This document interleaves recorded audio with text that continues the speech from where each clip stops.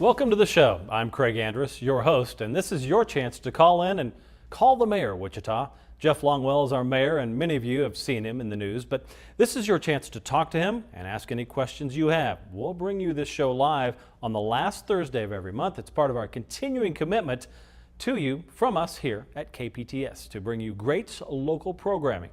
Doesn't get any more local than this. Your chance is right now to call the mayor, so just so that you know, the phone lines are open right now here. The number is 316-491-5787. And you can call and you get your chance to talk to the mayor here on live TV. Mayor Jeff Longwell, appreciate it. Thank you for being here so much. Thank you. Looking forward to it. I look better when they keep the tight shot on you. Is that true? Well, I don't know. I might disagree with that. You're sharp dressed today. You've been all over town today. Look, we don't have any idea what to expect in our phone calls here from the public. Show. We do know that we're not holding anything back. So you mentioned to me that you're very excited about this. Tell us why that is. So it's another great opportunity to reach our constituency, and we are always struggling to find ways to disseminate information, to truly be transparent. We hold a monthly walk where you don't have to schedule time with the mayor. You can just join us for a walk along well. We have our PEG Channel 7, but you know, the reality is more and more people don't have cable television that allows them to see our Channel 7 PEG station. Well, and you do so much with Channel 7. I know that a lot of people watch it, but again, you'd mentioned this morning you were at the library for a function talking about some things. We'll get into that in a moment, but you mentioned that a lot of people are now cutting the cord, so that this is another chance, and again, we're grateful that you're here. While we know that you're busy, thanks for taking the time out to be here. So I also love public television, and Victor does such a great job with a pretty small budget, and so it's a great opportunity to also engage the community and be a part of our public television. We have some questions. We've got people already on Facebook. Before I jump into anything else, I will go ahead with this question. We got a Facebook question that came in already. Fantastic. This is from Nolan T. Who's in charge of all the road construction, and why do we block every major thoroughfare all at once? Look, I know we see a lot of orange cones, but Nolan, let's get an answer to that. So that's relatively complicated for this reason. So not all of the road construction do we have control over. And it's been a little bit of frustration on our part also, because when we start a project, we don't always know what KDOT sometimes is going to come in and do. And the Kansas Department of So Transportation. the Kansas Department of Transportation. They have their own things that they do and they're in charge of, so yes. So Kansas Department of Transportation is actually in control totally of the Kellogg projects going on, and they recently wrapped up in the last year some bridge work on I-235. They've done some ramp work from time to time, both on I-135 and 235, and people say, why are you shutting that ramp down while you have some of these main arterials under construction? We didn't know they were going to shut that ramp down.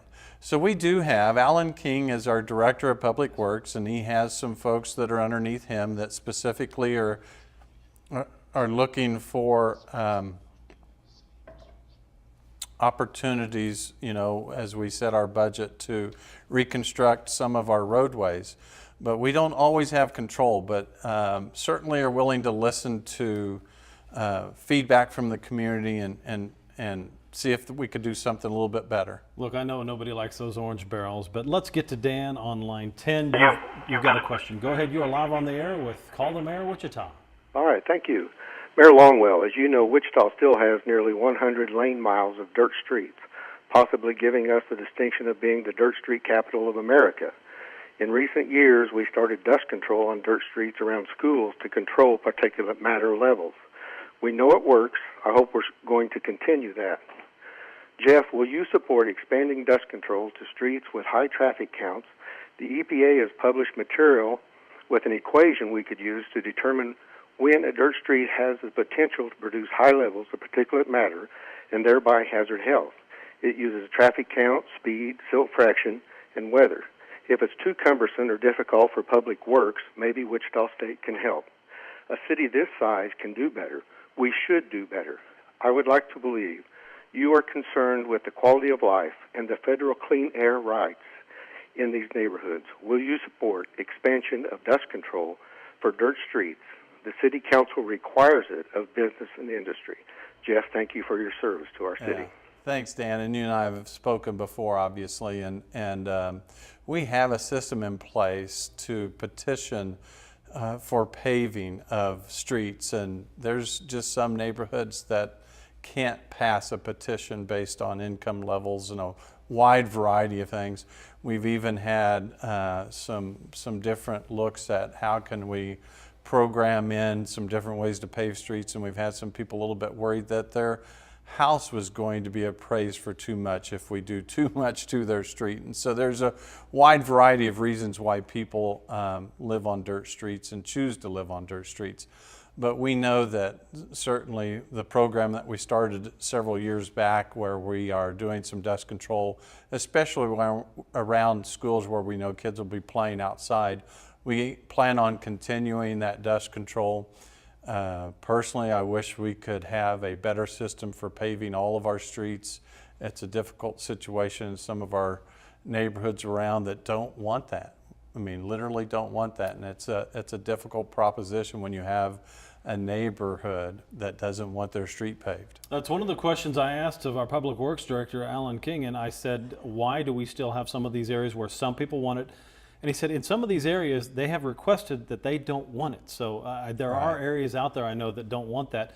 I'd also done a story in far south Wichita in James Clendenin's district, and I talked to him about dust control, and he said, look, we don't have obviously the means to do dust control all the time, but he did bring up the point that that is happening in some areas, and it will continue to happen. Okay, I wanted to move on a little bit for now before we get to the next one. This week, the mayor and city council started talking about solutions in the budget for keeping city arts funding in play, keeping libraries open, keeping perhaps Clapp Golf Course open until a park master plan can be completed. Correct. Some on the city council have made it clear. Some are considering moving on from Clapp Golf Course. Some have even said if we close Clapp, we may need to close even a second golf course, though not all city council members have suggested such an idea. So now we begin here with a short background on golf. The Wichita Park Board has voted to recommend the city close L.W. Clapp Golf Course. That was back in June of this year. The Parks and Rec Director, Troy Houtman, has indicated the golf system is in the red. He says it's his duty to make sure it gets back into the black. He says closing Clapp would make sense for now, and he says we need to concentrate on making the remaining golf courses we have better and more user-friendly for the younger crowd. The director says he wants to attract and bring in more young golfers, so the golf system will have more rounds of golf being played. He adds the number of golf rounds continues to decline each year, and since the city's not meeting projections, the director says even with Clapp closed, if that would happen, that would not be enough to get the golf system back in black. So there's also talk of keeping only one single golf course open during the slow months of December and January when the golf rounds are at the lowest. That would mean that during those 8 weeks, many golf full-time employees would be on furlough, and that means time off without pay. The plan by the director includes keeping one golf course open for 2 weeks, then a different course open for the next 2 weeks, and so on for the duration of those 2 months. Employees would be working when their course is open. Next is the question of what to do with Clapp. Should it be closed? There have been public engagement meetings where avid golfers have said they want to keep it open. Neighborhood associations that live nearby have gotten involved to have their say. One city council member, James Clendenin, says that whatever happens with Clapp or any other course, could they close, he would like to say there will be green space or park space involved in the next phase of that city land. So will Clapp be developed by a private developer? Some golfers have pointed out that golf is a public service like swimming pools and other amenities. Some golfers say the system may not have to make money, but rather just remain as a public service that continues to serve our community. So, Mr. Mayor, I guess I'll ask you the question now. What's next for the golf community as a whole? I know you had a big announcement today. Let's start with that. So we said that we're not going to close Clapp until we have a master plan for the Clapp area. Here's the discussion that we're having right now, and we've been trying to hold these types of discussions for a very long time. How do we ensure that a neighborhood doesn't decline? How do you ensure that people will continue to invest in their properties in their neighborhood? And one of those things that we know makes a difference is quality of life and amenities that surround the neighborhood. And so we know 2 things. One, that we want to ensure that that neighborhood doesn't decline. We're going to ensure that we keep green space there. What that green space looks like, we need to master plan it. The part board and the golf committee several years ago made a suggestion that we turn Clap into an executive style course. And for whatever reason at the time, the park board chose to not go down that path. And they have obviously first control over the ground that they own, and the park board owns the ground. We don't have an executive course in Wichita. And so if we could give people a different option, we're hoping that maybe that would entice golfers to come out and play. Well, let me ask you this question right now. I talked to Troy Houghman, the director of our Parks and Rec, and what he was saying is, look, golf rounds have simply been declining, and it's a national problem overall for golf course owners, as the city of Wichita is. Troy Houghman was also telling me he'd like to get the youth involved, but he said that's maybe a 5-year, 10-year plan. Sure. Target the youth, get them playing some rounds of golf. They'll eventually turn into golfers, assuming that they stay, Sure. which we are trying as a city. So we now to have do. a first tee program that's being built at McDonald Golf Course. Glad you brought that up. I was going to ask about that. Yeah, and so we're excited about that, and that's funded privately through donations, and they intend to build some indoor practice space, along with some outdoor driving ranges and facilities to allow young kids to get an opportunity to play golf and enjoy the game of golf and get to love golf. But you're right. I mean, we can grow our own golfers, but it takes some time, and you never know what kind of success you're going to have. But we've got to look at ways to engage the community differently than what we've been doing today, because we know what we have in place today isn't working. We have heard so much in the news on social media as well about Clap Golf Course. Very heated discussions about this. Sure. I talked to one of the people that works in the clubhouse out there, and he said, look, if I am on furlough, if they go down that path where you keep one golf course open for 2 weeks Right. and another and so on and so forth, he said, look, I'll probably go out and I'll find another job. But he said, I'm a Wichita State student. I'm going to end up here in Wichita. I'm always going to be a golfer, which is great to hear, by the way. Right. So Michael, if you're listening, thank you for telling me that. Loves Wichita, wants to stay here. But he said the problem is for some other people, they may not have that option. So let's suppose you could take 2 weeks vacation. They know that there could be furloughs. How serious are we about possibly closing down for the months of December and January? Is that a real possibility? Troy Houtman, our Parks and Rec director, seemed to think that's an area that we should really look into and drill down on. So the reality is that I've looked at those budgets. We lose an awful lot of money in December and January, and certainly depending on the weather. They're just not conducive to people getting out. We still have golfers in absolutely the worst conditions, but Yes. but the revenue coming in is pale in comparison to the cost of keeping all 5 golf courses open between December and January. And so we've got to look at ways to do things more efficiently. I talked to one of those golfers out the other day. He said he'd golf in 30 degrees. He hated out in 100 degrees, did not like it. Well, let's jump in. We'll come back to that thought and some more of what you had to say this morning, but let's go to Neville. Neville, you are live on the air. Have you got a question for the mayor? Yes. I live 13th and Mays, and I use the bridge that was called the Bridge to Nowhere regularly, and glad to use it. And I was so happy also when the flyover going south on 235 and you connect east on Kellogg.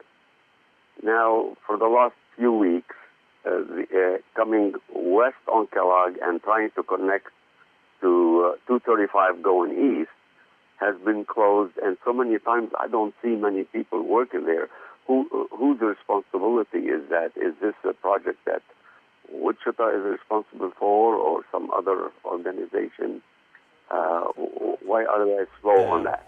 So that's a project that's actually controlled by the Kansas Department of Transportation, and they're the ones that are coordinating all of the work that's being done there.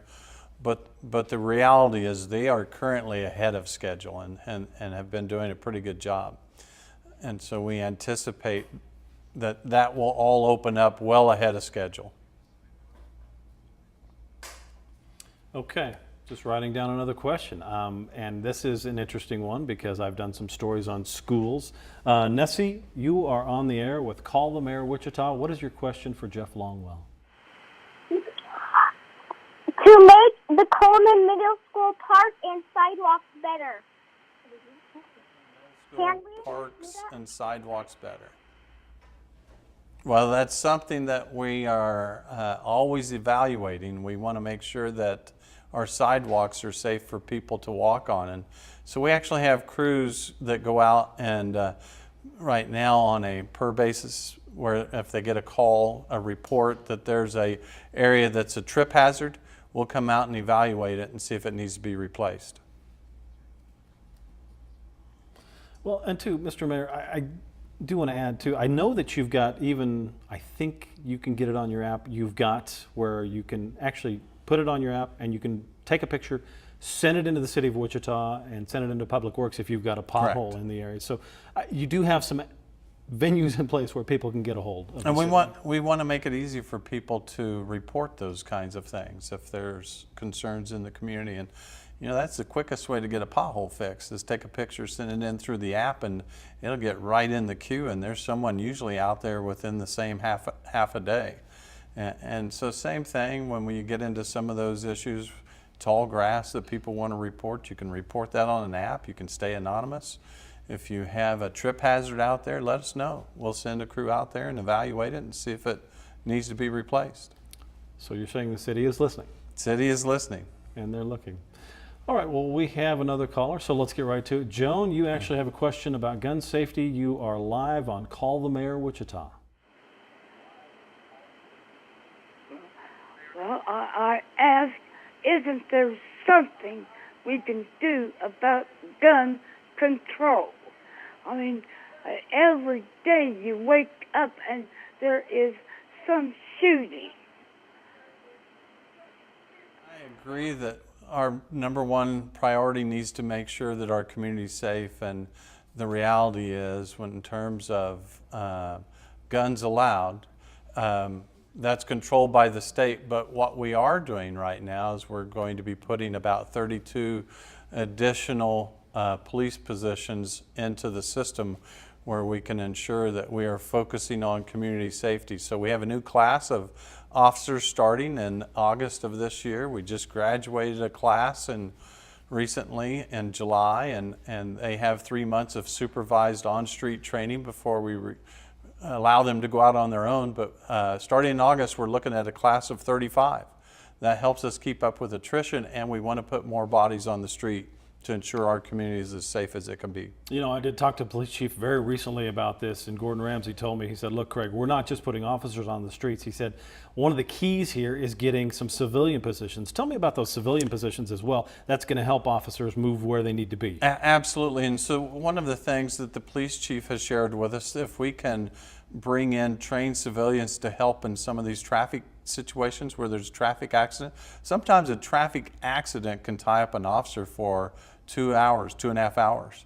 And so we know we might need to make the initial call, make sure the area is secure and safe, and then a civilian come in and handle the reports, recreating the traffic accident itself, and then get that officer back into duty doing police work. Well, and I know for your question too, Joan, getting back to guns and gun control, I know lawmakers have talked about this on the state level. Certainly we have some federal issues that have been brought into play here too, but I do know that we've got some things happening within the City of Wichita Police Department where they want to try and do a little more with keeping guns out of the hands of felons. The police chief says he's working on that. We do have another caller. Warren, you have a question about Lawrence Dumont Stadium. I understand our mayor's a baseball fan. This is a hot topic for you too, personally. Sure, absolutely. Warren, you are on the air. Go ahead, you're live on Call the Mayor Wichita. Good evening, Mayor Longwell. Warren Bushy. My question is when will the city see the projected plans of the new stadium? What are the projected costs of the stadium? And will you be using a local firm, preferably one in Wichita, for the construction of this? So great question. So we're still under a bit of a gag order before we can release too much information on baseball. What I can tell you is we are obviously going to start bringing down the old stadium. I am a big fan of using local resources every time that we can, and so the intention is, yes, we will look at local resources as we move into the opportunities that we're trying to do on that river corridor. Initially, let me say this, we were really looking at just a remodel when we initially looked at opportunities with Lawrence Dumont, and actually had some renderings done that showed what a remodel could look like. The problem is when we had some engineering testing done on both the concrete and the areas around Lawrence Dumont, everything's failing to the point it won't support any additional structure. And so we just simply, I asked the question, well, can we at least save the grandstands behind home plate? And the answer was no, Mayor, that concrete's deteriorating to the point that it's not stable and you can't build upon it. The underground infrastructure all needs to be dug out and replaced, and so there just isn't anything available to save. And so that's why we're really looking at, unfortunately, taking down the old stadium and then building something new. We hope to be able to release more information on that very, very soon, but right now we're still under a gag order and can't talk about how much it's going to cost. But I can tell you all of that information will be out well ahead of time. Well, Warren, thank you for that. That's a good question. And we do have another question. Carolyn, you have a question about a business that you're concerned about. Carolyn, you are live on the air with Call the Mayor Wichita. What is your question?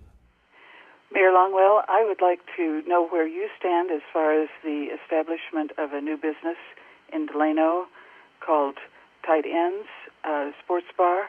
I appreciate what you all have done to support community and families, and Delano is a great place for that with parades and Open Streets ICT. It just troubles me that that would be added to the Delano neighborhood. Yeah, and I fully understand that, and the reality is we've been investing in that Delano area and are planning on more investments in Delano, and I love what Delano has become, and truly a place where you can take families and shop and dine, and we hope to build upon that. As far as a certain type of business that was planning on potentially going in there, the reality is we have no control over that. It is zoned for that today. And we don't have the ability to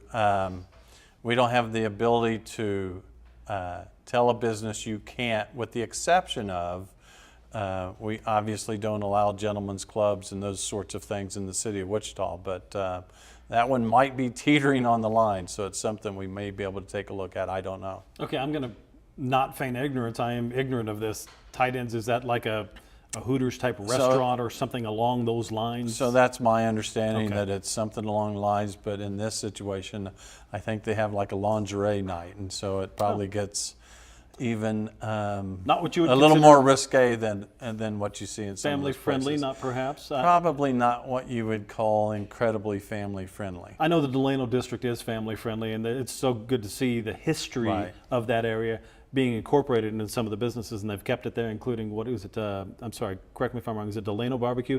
Black Bear Bosun's old Oh, yeah. studio, that Right, space. right, It's right. fun to Great see place. some of that history Yeah. still alive in the Delano area. Yeah, and there's more we want to do. Well, Delano is growing for sure. It is growing. By leaps and bounds. Okay, we do have another question from Renee. I'm told that you have a question on accomplishments. Renee, you are live on Call the Mayor. What is your question? Good evening, Mayor. I was wondering, when your time as mayor is complete, what do you anticipate as your biggest accomplishment serving the people of Wichita? So I had the opportunity to serve this community first as a council member, and we tackled some difficult situations that included, at the time, prolific flooding on the west side. And to be able to put in a number of programs that helped us alleviate west side flooding was very gratifying for me. My predecessor was always trying to find a way to build a bridge over 13th Street because he felt that it would alleviate a tremendous amount of traffic. The big ditch itself, the Valley Center floodway, is a barrier for traffic to go back and forth across there. And so finding a way to truly build across that 13th Street corridor was extremely gratifying, and I always remember my predecessor. One other thing that I would share with you when we look at a jobs perspective, 3 years ago, the biggest concern in this community is we need jobs.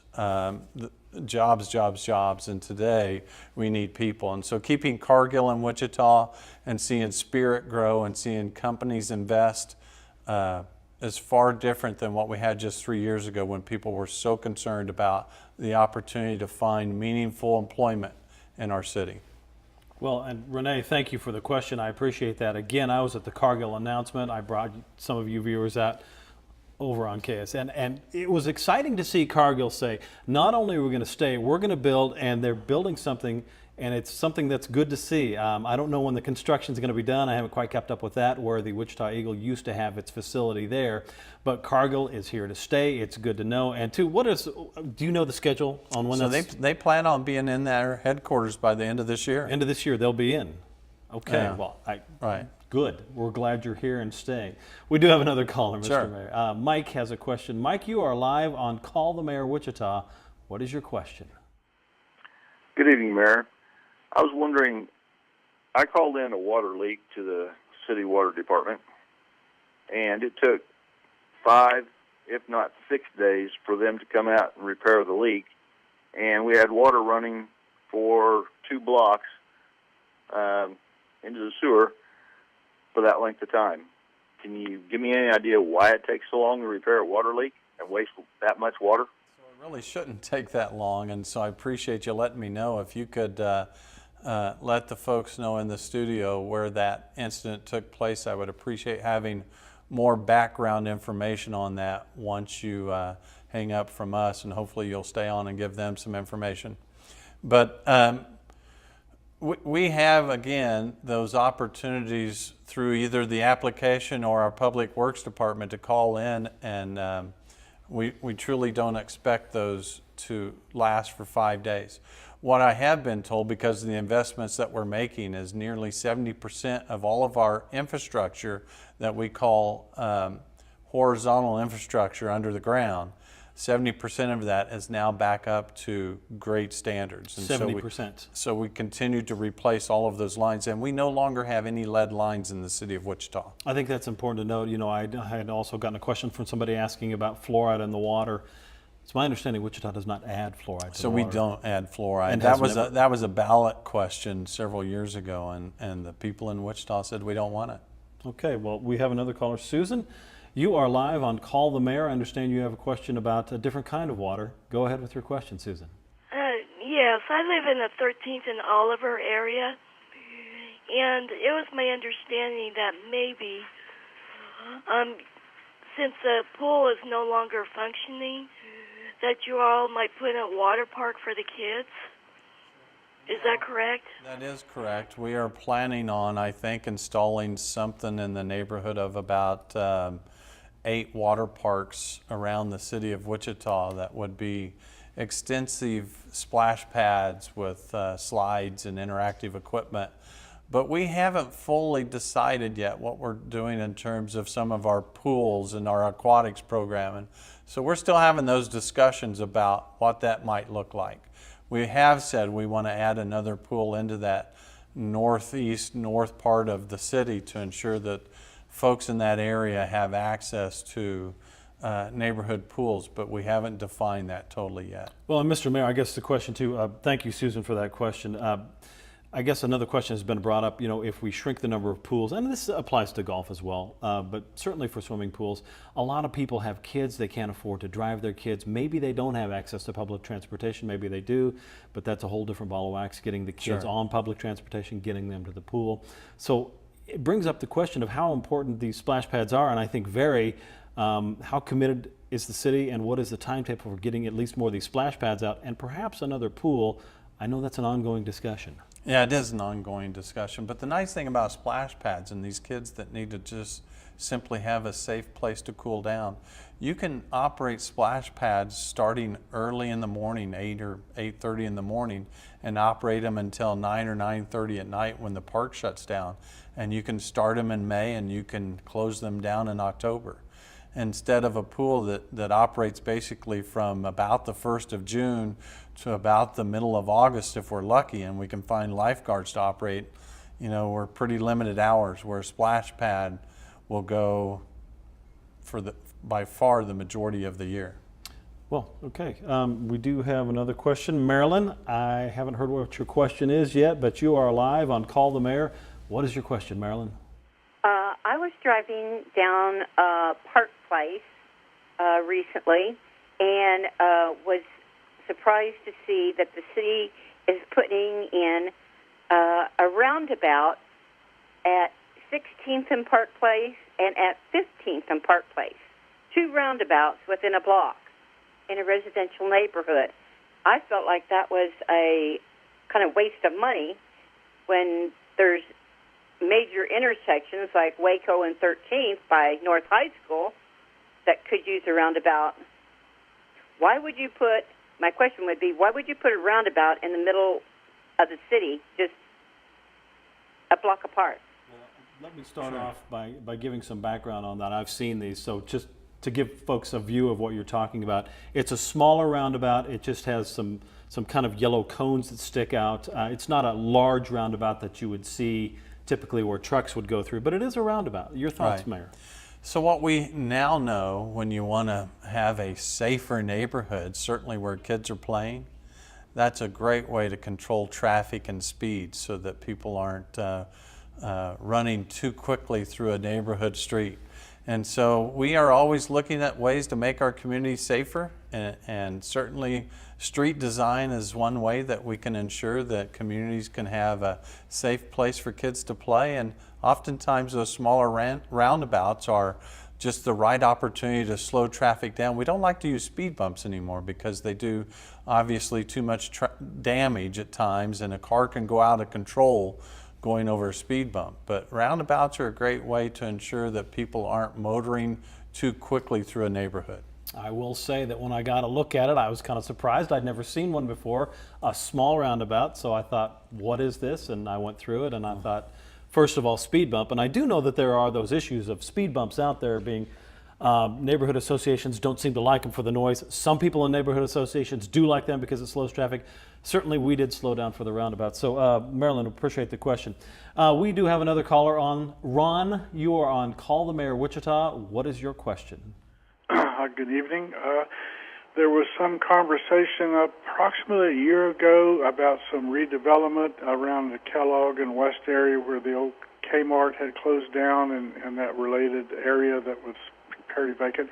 I was just wondering what's ever become of that and any plans that you can share.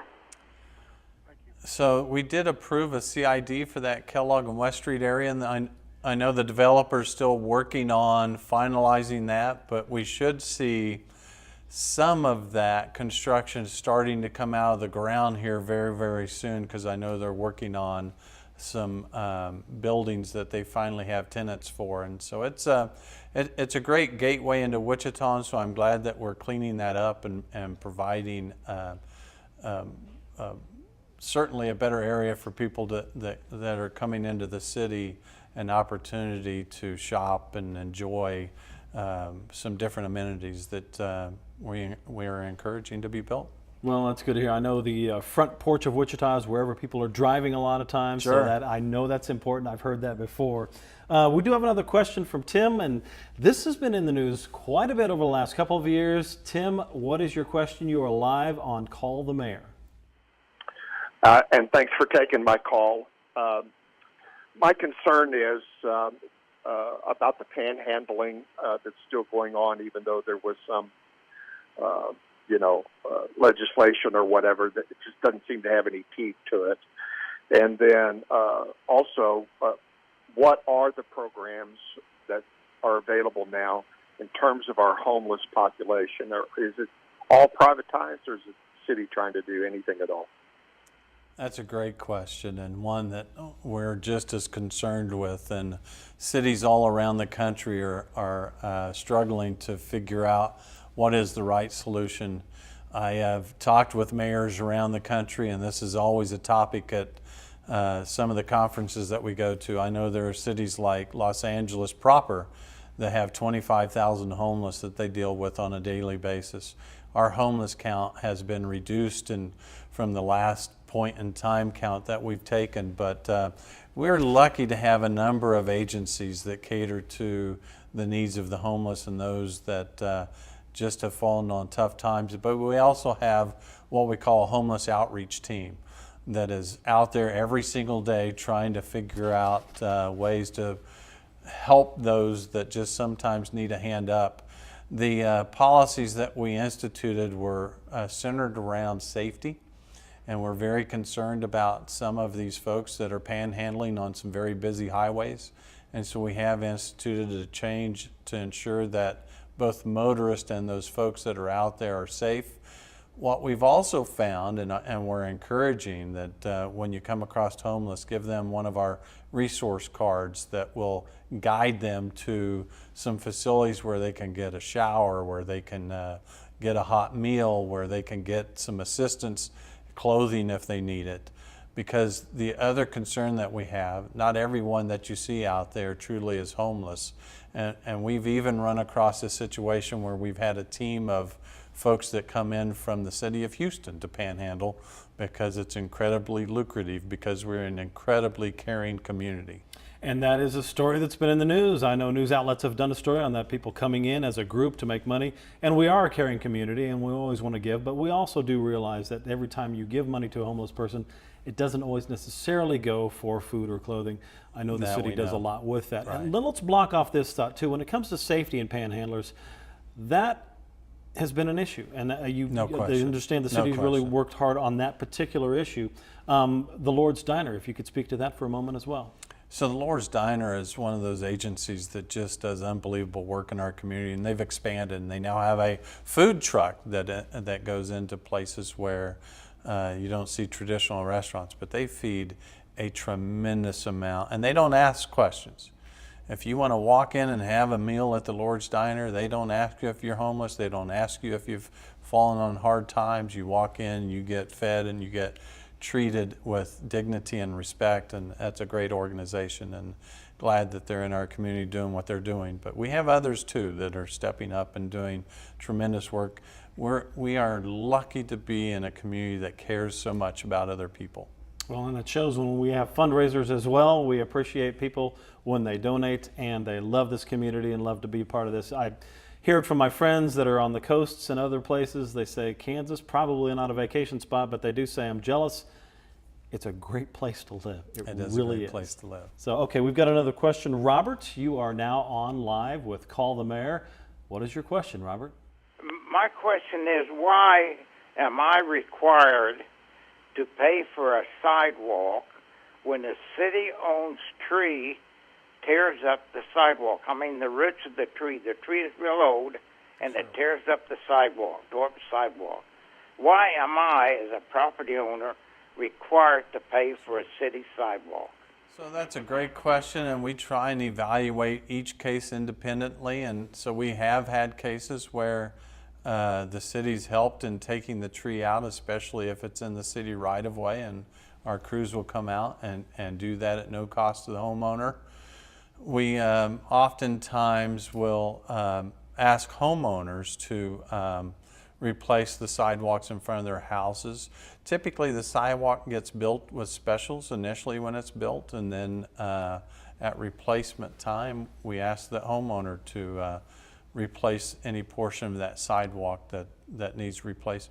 In some instances we've had some funds that probably don't have access to like we used to, but some community development block grants and community service block grants that we've been able to go out and make some of those replacements in some of the poorest area towns, but it typically is a case-by-case basis. I know it's been a frustration for some homeowners. I've talked to them before, and I always tell them, know what you're getting into, or at least see what you can do about finding some help. Sure. City can't solve everything, but I do know that you've looked into that. Look, we have another caller now. Somebody wants to know, I'm sorry I didn't get the name again, but we have somebody who wants to know how much money the city's saving by privatizing. Mike, I'm told. Mike, you are now on live with Call the Mayor. What is your question about mowing? I was wondering how much the city has saved since they privatized the mowing, and they do not have their city employees from the Parks Department mowing the areas that like the right-of-ways and the ditches and the area like where the pallets used to be out around the interchanges and stuff like that. and the parks? I appreciate the question, and we sometimes forget when we instituted this policy several years ago. At the time that we went to the privatization of mowing, we were saving just slightly north of $1 million per year. And the problem again being when you have those employees and you're employing them full-time and giving them benefits, it's hard to find work for them in the non-mowing season. And so now that we hire that done, we don't have to we don't have to employ those people 12 months out of the year, and it's worked very well. And what we've also found, competition works very well, and those that get contracts do an outstanding job, and if they're not doing a great job, there's someone that is happy to replace them that will do a great job. Now, we still have a very small mowing crew that mows some space, but we save over $1 million a year by having private companies handle the majority of our mowing. Well, I have another caller on the line, and this plays into something I was saying that my friends have told me they're jealous about. Cost of living here is good. The quality of life here is very good. We do have amenities. We've got a lively art scene. Sure. A lot of people outside Wichita may not know that, so it's good to see we're tooting our own horn and talking about these things. But Right. Krista, you have a question. You are now on live. Call the mayor. Krista, what is your question? My question was why we're spending so much time and effort trying to make Wichita a destination city for travel as opposed to trying to improve life for the citizens who already live here and whose future generations will continue to live here. So I don't know that I would categorize it the way that you have. What we know is we have to focus on what we like to call the built environment or quality of life. And for companies to be successful at recruiting talent, we need to be in a very attractive place for them to recruit talent. Right now, we have a campaign working in Dallas and Oklahoma City and Omaha and Kansas City and Denver to try and get people to move here. But more importantly, we need to be an attractive place. We don't have oceans, we don't have mountains, but what we do have is a great place to raise a family, but we need to do more than that. And so when we talk to the Spirits and the Cokes and the Cargills and all of those companies in between, one of the issues that they often focus on is what are we doing to improve the quality of life in Wichita? And so when I talk about quality of life, I'm not going to define it. We're going to paint it with a very broad brush. And so when we talk about quality of life, it's parks, it's walking trails, it's this opportunity to potentially have a new baseball stadium. It's the arts, it's theater. We like to brag that we have at least one person that's been trained in Wichita that's working in every theater in New York City. We have one of the finest music theater programs in the country. And so those are amenities that we want to build upon and more that help us create that quality of life, that built environment. And we want to continue to build on those things that help us be an attractive place to live, work, and play. Well, I do know, too, that the question has been brought up time and time again by Cargill and by some of the folks at Coke to say, what's the next step? What are we doing next to get people to come here? And that maybe, Krista, plays into your question of, you know, is this a destination? And I will say again that I know the city's been working hard. It's good to see the Cargills wanting to stay here and be a part of this community. Right. We do have another question. This is from Stephen. Steve, you are live now on Call the Mayor. But what is your question? I was just curious about the infrastructure of Wichita because there are so many unlit streets in the basically Midtown area, and so many streets that need fixing, but we seem to focus only on Kellogg. It's like, didn't they do Kellogg right the first time? Well, we're just about finished with Kellogg, but we are actually putting about an additional $11 million extra dollars into neighborhood streets this year in hopes of getting our neighborhood streets up to better standards. And it has been an area where we needed to focus more of our resources. And so we're increasing the budget specifically to focus on those inner city streets, neighborhood streets, and those areas that have probably deteriorated far too long. And so it's expensive. I mean, it's something that's easy to, when you have tough budget times, have tendency to shift priorities elsewhere because it's an area that sometimes isn't as sexy as other areas when you're talking about where you put your money at. But I want to address that lighting issue. And so we have lighting in this city that's going under a total transformation. So Westar, who's in charge of all of our street lighting, is changing all of our street lighting to LED. And so it'll be certainly more efficiently, we think, a better light source. And I think they're starting in the core of the downtown area. And hopefully within a year's time, we'll have all of our street lights changed out to LEDs, which will provide better coverage and longer lasting, and won't have to change bulbs as much and save energy.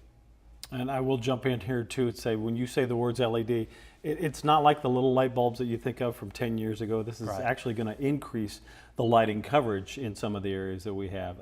We do have another question from another caller. I'm sorry I didn't get the name of this one, but Joe Bell, you are now on live with Call the Mayor. What is your question for the mayor? Yes, thanks for having me on, Mr. Mayor. I would like to know, what are they going to do, or the city, District 1, talking about trying to get, better businesses, better, like, the food markets and a lot of stuff like that, and just like the Church's Chicken, we was coming, and is it gone, or, what's the deal with the, with the different businesses up in the District 1? Yeah, we have real concern about what they call these food deserts, where there's gaps in people's ability to buy produce and quality food, and they have to travel too far out of their area to be able to shop. And so we have, in some instances, where we have added some opportunities, again, through some community block grants, where we have subsidized some opportunities for people to bring in grocery stores and things of that nature. And so we're continuing to evaluate those kinds of opportunities and encouraging these food deserts to hopefully lessen the impact of those.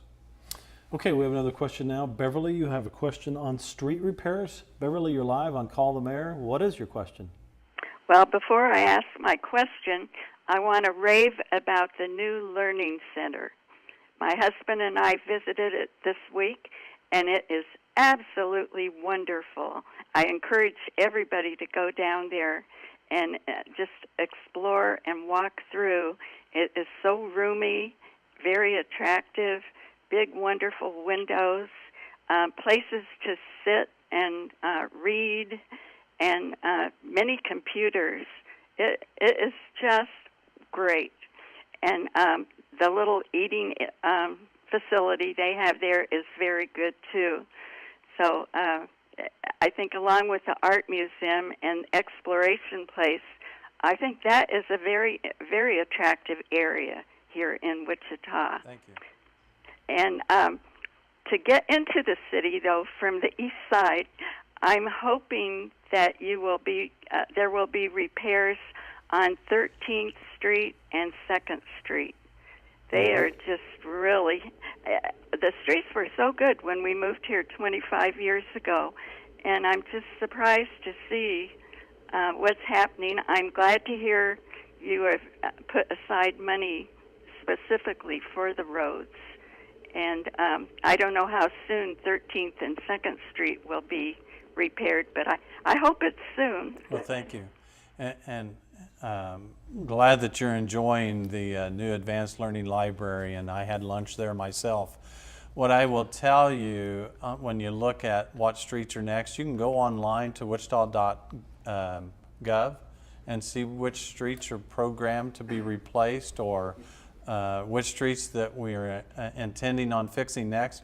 Want to mention our street policy just for a second, because just within the last year and a half, we've changed our policy from areas where we're doing just crack and seal, where we're fixing the gaps in the roads, and we said if it's a main arterial, we're always going to come back and top coat that road after it's settled. And so that's a change in policy. Okay. Well, I appreciate that. We have another question from David now on the water supply in Wichita. David, you are on live with Call the Mayor. What is your question? Yeah, hi, Mayor Longwell. I was wondering if Wichita had any future plans to protect the water supply and also to increase the available water supply in the future. That's a great question, and one that we've been evaluating very recently. And so currently we have a grant opportunity that we're applying for. It's called WIFIA grant that we are hoping to get out of Washington, D.C. If we get that WIFIA grant, we will be on our way to building potentially a new water treatment facility that will have redundancy built in. So our concern is our ability to process potable water or drinking water and truly have a redundant system. Our current plant is certainly aging out, and we have a tremendous amount of emergency repairs, and so getting a state-of-the-art new facility built is one of our top priorities, and we will hopefully know something by the end of summer, certainly by the end of this year, if the WIFIA grant is granted to Wichita, and that will help us build a new water treatment facility. All right, thank you for that call. We will get to Ray in just a moment, but I did have a Facebook question that came into me before I arrived, and that is the question of where do we go with Century 2? Or is it going to be torn down, or will we rebuild? What's happening there, Mr. Mayor? So we have a committee that's looking at what really Century 2 could become, or what should be happening to Century 2. We really don't know. What we do know is we want to move conventions out of that round building because conventions don't work. And so let's separate conventions and performing arts. But I think we still have an opportunity to truly evaluate, once we move conventions out, what are the opportunities for a unique building that's been part of our landscape for years and years and years, and part of our DNA. And so I would hope that we'll have an opportunity to take a long evaluation about how do we potentially maybe rehabilitate that, or does this community, have we reached the point where they want to build something totally new? We don't know yet. All we know is conventions need to be removed from the round building. I do know that I got a secondary email. It was actually from a business from Bill Warren. I'll follow up with that. He's been, I believe, a strong advocate of saying, hey, let's keep the iconic structure with the blue-green top, or green top. I'm not sure which one to say. It looks like a spaceship to me. It always has. I love the building and the look of it. But you say there are some problems inherent in there. His concern was that maybe some people on that committee were saying, hey, he thought the committee was maybe stacked to say, we want to tear it down. But what's the look that you're taking at here to what happens next? I know so I share that same concern, and I don't want to walk into a situation where people are predisposed of let's just tear it down and start new. Ultimately, the council will get to decide on that. And it's something that I think we need more feedback from the community as a whole. And we'll figure out a way to get that kind of feedback from the community. Again, what we know is conventions don't work, but that's something we can fix. Performing arts can work very, very well in there with a little bit of rehab. Still think it looks like a spaceship. I love the look. Okay, Ray has a question. Now this gets back to one of your favorite topics. Ray, you're live on Call the Mayor Wichita. What is your question, Ray? Good evening, gentlemen. Thank you for taking my call. I was going to ask if there was an update on the new baseball stadium downtown, and if we're any closer to bringing affiliated baseball to Wichita. Well, that's a great question, and one that I wish I could answer tonight, but unfortunately we're still under a bit of a gag rule, and we can't mention where we're at in that process. We know that we're ready to bring the old stadium down for a wide variety of reasons. The concrete has deteriorated to the point where it's not a situation where we can build upon it. But as far as sharing what we're doing in terms of bringing another team in, or what exactly we're going to build, we can't share any of that yet, but we think that it will happen very, very soon.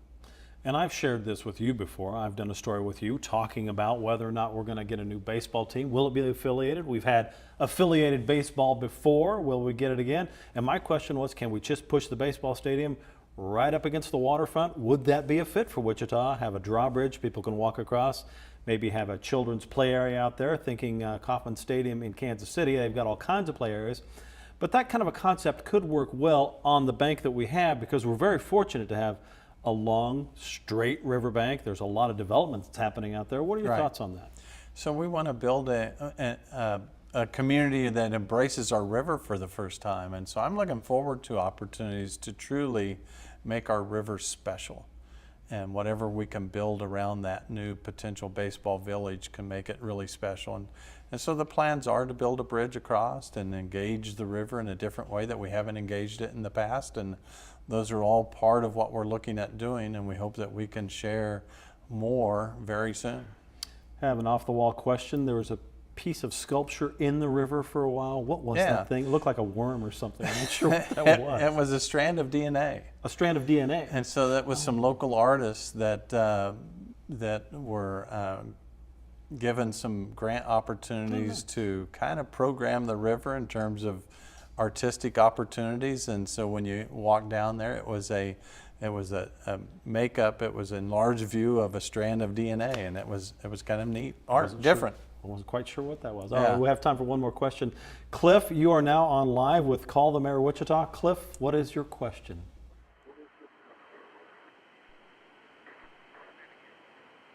We are live with Call the Mayor Wichita. Go ahead. Yeah.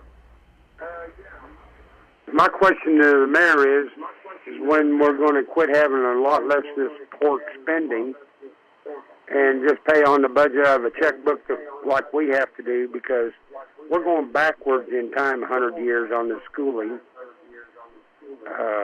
We're not going to teach the kids how to cursive write. That's what they used to do, is print their name and make a mark. Okay. Well, I think we're getting into a lot of questions there, but the original thought on the question, your answer would be? So the reality is we don't have any control over schools and school spending. Schools are governed by school boards, and they get their funding through the state. Sure.